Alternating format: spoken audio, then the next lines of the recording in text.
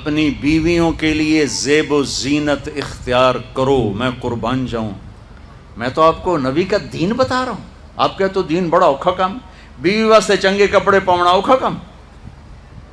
میرے نبی نے کہا اپنی بیویوں کے لیے زیب و زینت اختیار کرو۔ سبحان اللہ۔ عورتوں سے کہا، واہ واہ، قربان جاؤں، اشارتاً ہمیں مردوں کو صراحتاً، عورتوں کو اشارتاً، اپنی بیویوں کے لیے زیب و زینت اختیار کرو۔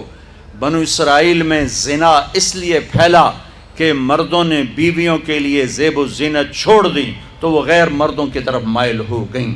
اور پھر عورتوں کو فرمایا کہ خامدوں کے لیے تیار ہو۔ کیسے؟ آپ نے فرمایا جنت کی حور اپنے خامند کے لیے ایسے تیار ہوگی جیسے ام سلمہ میرے لیے تیار ہوتی ہیں۔ سبحان اللہ، سبحان اللہ۔ ابھی عورتوں نے شادی پہ جانا ہو تو بیچارے مرد دی مصیبت آئی ہوندی ہے، وہ ترائے جتیاں ترٹ جاندیاں نے کپڑے ڈھو ڈھو کے، اور خامند کے لیے تیار ہونا ہو تو انہوں موت پہ جاندی۔ اپنے خامدوں کے لیے تیار ہو ورنہ وہ اور عورتوں کی طرف مائل ہو جائیں گے۔ یہ اس میں خفیہ پیغام ہے۔ میرے نبی حیا والے ہیں، پاکیزہ زبان، پاکیزہ ذات۔ مردوں کو صراحتاً فرما دیا اپنی عورتوں کے لیے تیار ہوا کرو۔ بنو اسرائیل میں اس وجہ سے فحاشی پھیلی۔ اور پھر اشارتاً جنت کی حور اپنے خامند کے لیے ایسے تیار ہوتی ہے جیسے ام سلمہ اللہ کے رسول کے لیے تیار ہوتی ہیں۔ جب حضرت فاطمہ رضی اللہ تعالیٰ عنہ کی شادی ہوئی اور نکاح ہو گیا اور رخصتی 1 ماہ بعد، 2 ماہ بعد، 6 ماہ بعد، 1 سال بعد یا فوراً، یہ ساری روایات ہیں، لیکن زیادہ صحیح ہے کہ کچھ عرصے بعد رخصتی تھی، فوراً نہیں تھی۔ تو جب حضرت علی نے آ کے رخصتی کا مطالبہ کیا حضرت ام ایمن کے ذریعے سے، تو آپ نے حضرت حفصہ اور حضرت ام سلمہ اور حضرت عائشہ، ان تینوں سے فرمایا کہ تم جانتی ہو نا میری بیٹی فاطمہ مجھے کتنی محبوب ہے، میری بیٹی کو دلہن بناؤ۔ اللہ اکبر، میری بیٹی کو تیار کرو۔ یہ میں دین بیان کر رہا ہوں، بے پردگی نہیں، بے حیائی نہیں، زیب و زینت میرے دین کا حصہ ہے، میرے نبی کی شریعت ہے۔ میرا نبی خوبصورت دین لے کر آیا ہے، ایک خوبصورت زندگی لے کر آئے ہیں۔ پتہ نہیں ہم نے کہاں سے عجیب و غریب دین کے فلسفے نکال لیے ہیں۔ سبحان اللہ، قربان جاؤں۔ آپ نے کہا جابر شادی کی؟ کہا جی کی۔ کہا کماری سے کہ بیوہ سے؟ کہا جی بیوہ سے کی۔ کہا اللہ بکرن فتلاعبک وتلاعبها، ارے تو نے کنواری سے کیوں نہ کی؟ وہ تجھ سے کھیلتی تو اس سے کھیلتا۔ میں میرے نبی کا دین بیان کر رہا ہوں۔ آپ کیا سمجھنا صرف رمضان کے روزے رکھنا دین ہے؟ ہاں وہ دین ہے، بہت بڑا حصہ ہے دین کا۔ عبادت میرے دین کی بیس ہے، بیس ہل گئی تو ساری عمارت گر جائے گی۔ نماز نکل گئی، روزہ نکل گیا، زکوٰۃ نکل گئی، حج نکل گیا، پیچھے کیا رہ گیا؟ ساری عمارت ٹوٹ گئی۔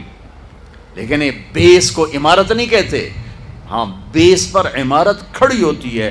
میں عمارت کے کچھ خد و خال بتا رہا ہوں، کچھ نقش و نگار بتا رہا ہوں کہ میرا نبی دین کی عمارت ہمیں کیسے دے کر گئے۔ کبھی آپ نے میلا کپڑا نہیں پہنا، پرانا کپڑا پہنا، پیوند لگا کپڑا پہنا، میلا کپڑا زندگی بھر نہیں پہنا، زندگی بھر۔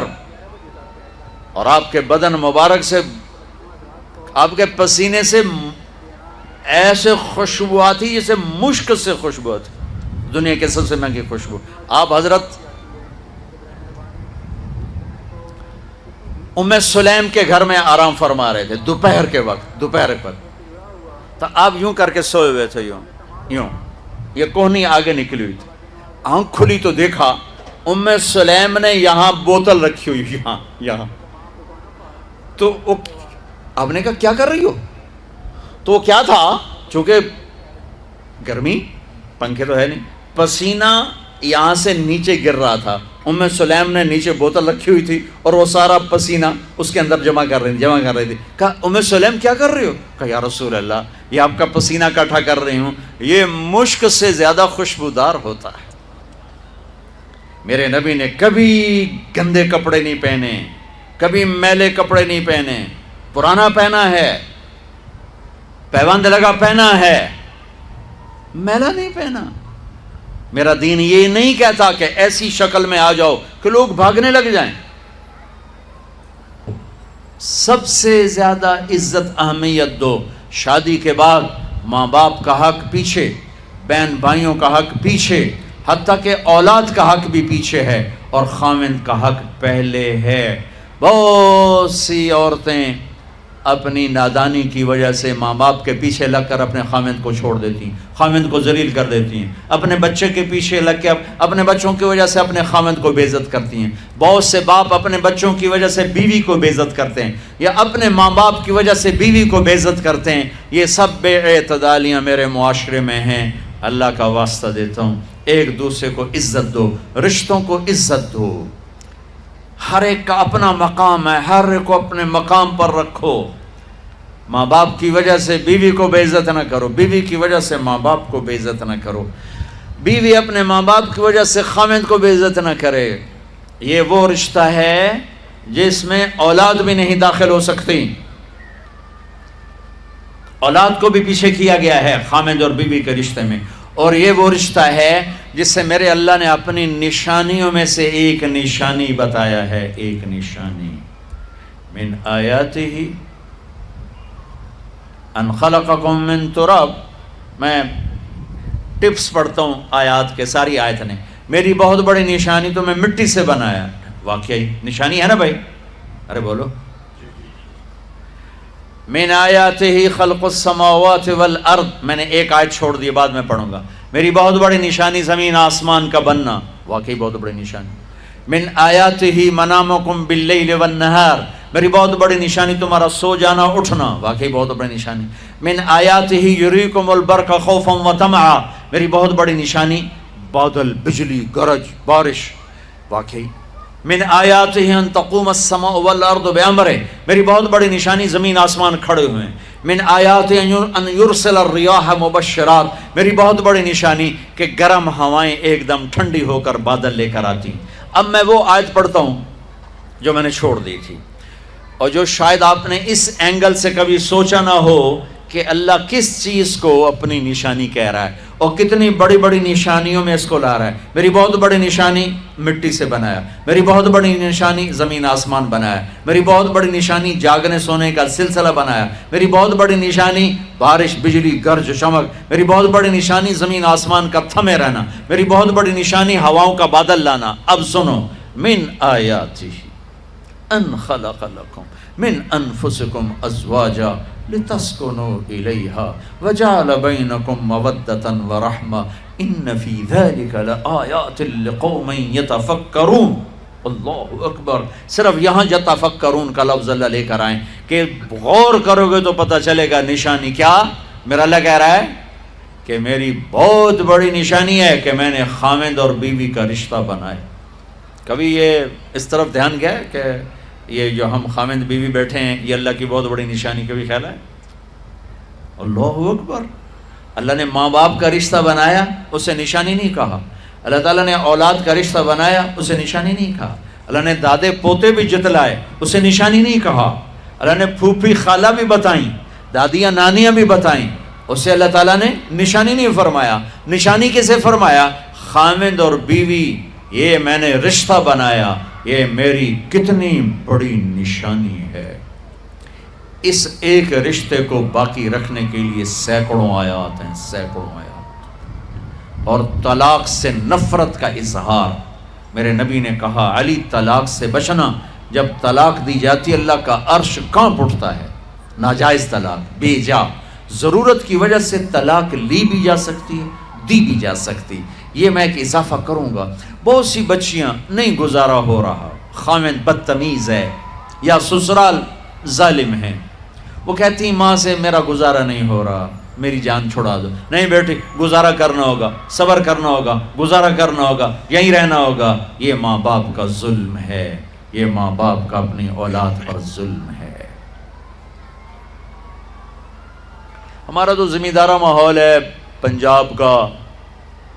میں نے اپنے خاندان کی بتاتا ہوں, بچیوں پہ ظلم ہوتے دیکھے, پھر ان کی فریادیں بھی سنی, پھر ان کے ماں باپ کا ظلم دیکھا. اتھا ہی رہنا ہے, اتھا ہی گزارا کرنا ہے, بس اساں ایک واری تیرا کر دیتا ہے, ہن اساں کوئی نہیں کرنا, پچھا مڑ کے نہ پئیاں میں, جویں کرنا ہی کر, ساڈا کوئی ذمہ نہیں. ماں باپ کہتے ہیں, ماں باپ کہتے ہیں. اور وہ ماہی بے آب مچھلی پانی کے بغیر تڑپتی ہے, اس طرح اس کا دن اور رات ہے. زندہ کی کھال کھچ رہی ہے, اس طرح اس کا دن اور رات ہے. اور ماں باپ کا جبر, گزارا کرنا ہے, گزارا کرنا. تینوں بعد کون تیرا رشتہ کتوں آئے گا, تیری شادی کتوں کریں گے. ابھی تو اس کو ذبح ہونے سے بچا لو. کل تو اللہ نے ہمیں اس کا مکلف ہی نہیں کیا کہ کل کیا ہوگا, کل کو آنے تو دو. پتہ نہیں کل کا دن ہے بھی نہیں کہ ہمارے مقدر میں یا نہیں. ہم کل کے لیے اپنی بچیوں کو ذبح کر دیتے.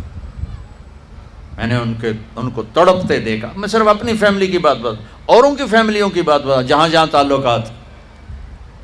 کہیں رشتہ قریب کا ہے, لڑکی بدتمیز ہے, بچہ شریف ہے, وہ کہتا ہے ابا جی میں طلاق دینا چاہتا ہوں, میرا اس سے گزارا نہیں ہے, زبان شدید ہے. ہائے میرے بھائیو, گھروں کی آبادی اللہ کی قسم, مالدار ہو یا غریب ہو, صرف اچھے اخلاق سے ہوتی ہے. اور گھروں کی بربادی مالدار ہو یا غریب ہو, برے اخلاق سے ہوتی ہے, برے اخلاق سے ہوتی ہے. دو واقعے اوپر نیچے ہوئے. ایک خاتون ملی, مجھے تعارف کرایا گیا کہ ایک خاتون آ رہی ہیں, ان کے خاوند کھربوں پتی ہیں, کھربوں پتی. ٹھیک ہے جی آؤ. اس خاتون نے آتے ہی رونا شروع کر دیا, مولانا لوگ مجھے خوش قسمت سمجھتے ہیں کہ میں بہت بڑے مالدار کی بیگم ہوں, میرا دل زخمی ہے, میرے خاوند کا سلوک اچھا نہیں, میں دولت کو آگ لگاؤں, یہ ہیرے کے سیٹ کو میں کیا کروں جب اس کا سلوک ہی میرے ساتھ اچھا نہیں. چند دن کے بعد ایک نوجوان